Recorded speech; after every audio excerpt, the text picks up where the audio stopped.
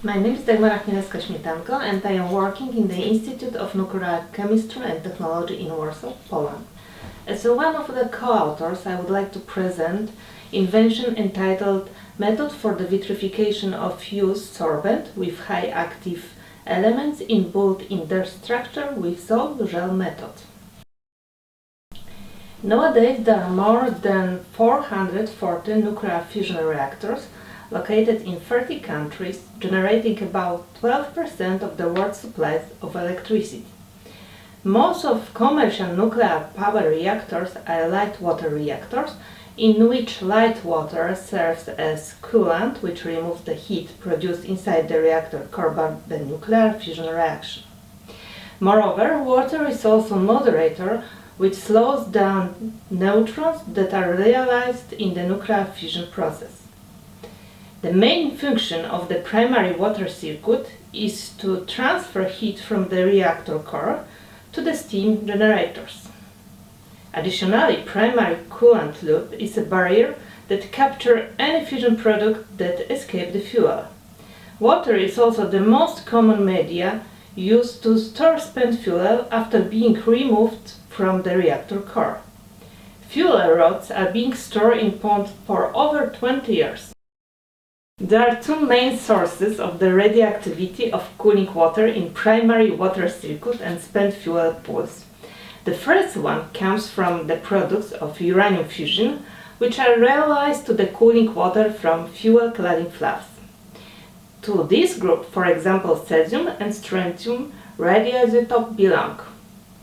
The second is the neutron activation reaction of corrosion products of reactor construction materials. In this way, cobalt radioisotopes are produced. All these radioisotopes pose a serious threat to the humans and the environment, therefore need to be removed from water. The spent sorbent vitrification was conducted using salt gel method. Tetraethyl orthosilicate solution was stirred with deionized water containing ascorbic acid, applied as a catalyst and complexing agent. Next, spent sorbent and sodium nitrate was added during the stirring process. Obtained salt was gelated by the evaporation of water under a vacuum and dried. Obtained materials underwent a thermal treatment according to the appropriate procedure.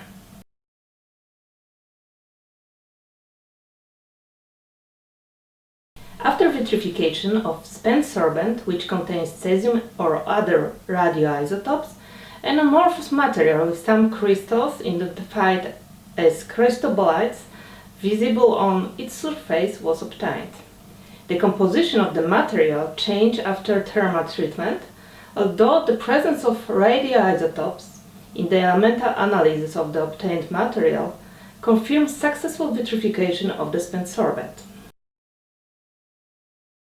Glass can be classified as useful for radioactive isotope immobilization when the element leaching rate from the glass does not exceed 10 to -5 grams per square centimeter per day.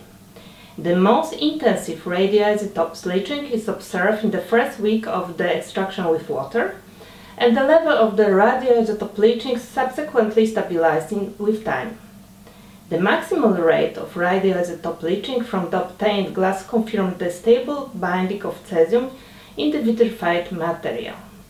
The determined leach rate is significantly lower than reported values for cementitious and cement bentonite materials, which are used for radioisotope immobilization. This is also greatly below the limit for glasses that are useful for radioactive isotope neutralization. The management of sorbent with radioisotopes bound in its matrix is highly challenging. Among the many methods of radioactive waste immobilization, vitrification is considered the best. The main advantage of this method is possibility of the incorporation of a large number of the elements into the matrix and the production of durable and small volume waste, which in turn prevents leaching of radionuclides to the environment. Borosilicate glasses are the materials more widely applied to form the vitreous matrix. However, some of the fusion products, especially radiocesium, are volatile at temperatures much lower than that necessary for the glass to melt, which means that some of the radioactive cesium can escape from the matrix during the melting process. The salt gel method that requires low processing temperatures helps to alleviate this drawback.